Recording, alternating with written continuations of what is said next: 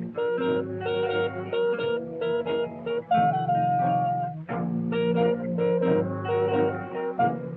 way you wear your hair, the way you sip your tea, the memory of all that.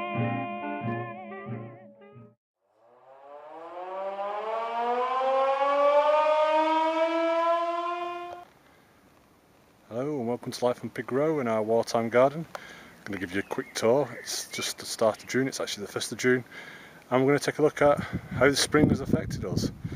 And for those of you interested in the wartime, 1943 didn't start out great for growers. May was a terrible month and so was June. Let's hope it doesn't repeat itself. So here's the wartime tour. So as I said, it's been a terrible spring. This here, as you can see, running from our boundary wall right down to that tree, has been earmarked for a bed. As you can see, the grass has got there before us because we're in the orchard, but this bed will be for cabbages, and we're going to go for this bed as a no dig method. We're going to cover it all with cardboard, loam, which we've got plenty of at the moment, and then we'll try to plant through plastic or more cardboard. We'll see how we go on with that one.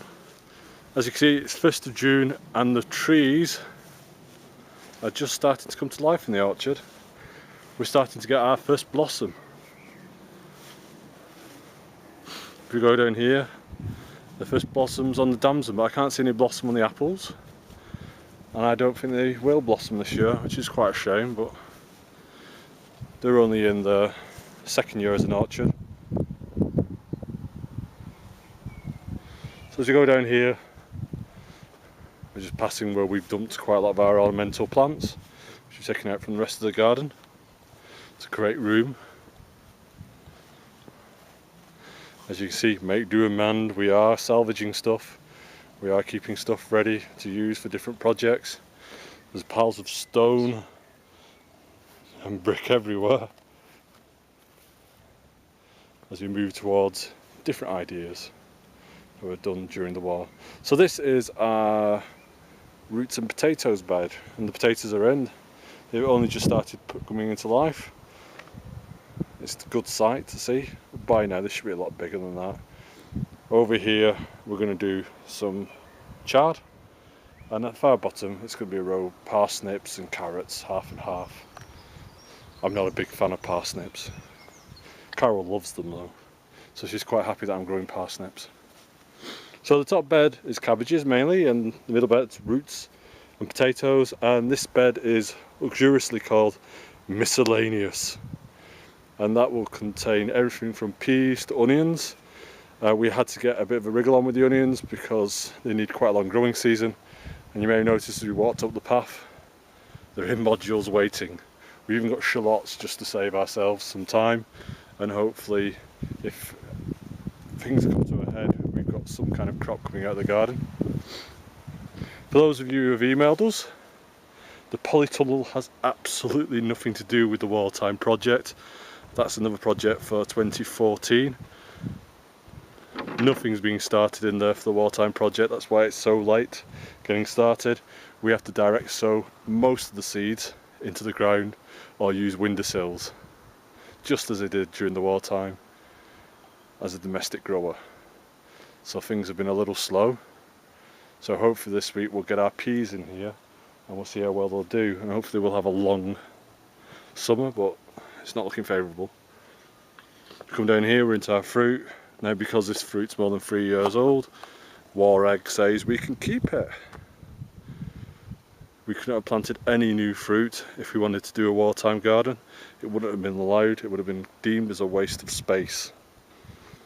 And here's one of our wartime beds that are doing well. These are our spring cabbages that we started last year, and our kale.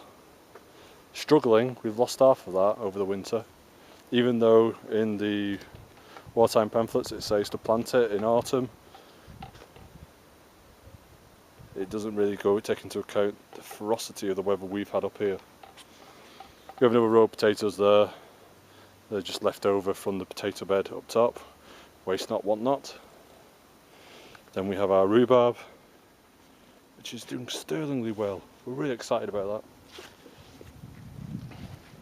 And also, we're not wasting any space.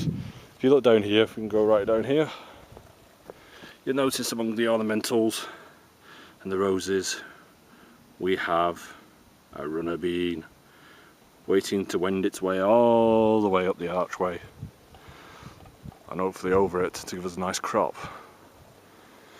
So again, these are where our ornamentals have ended up. Should make a lovely little bed, that. Nothing to do with the Wartime garden. Most people were asked to dig up about 70% of their garden and give it over. We're giving over quite a lot more than that. But even things like this underneath the sweet peas, which have been a terrible disaster this year. I don't know if you've been cooking your sweet peas at home. Not exactly a wartime staple, but you know, we have to keep flowers going even during wartime. And underneath here we've just sown some lettuce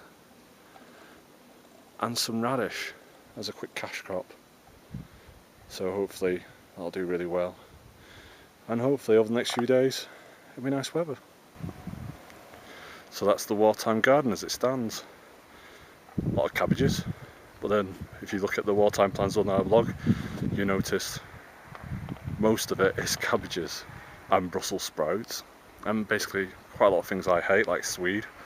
So hence why we've got the polytunnel on this side. That's for a project next year, so I can eat stuff I like. So let's have a see where we go on.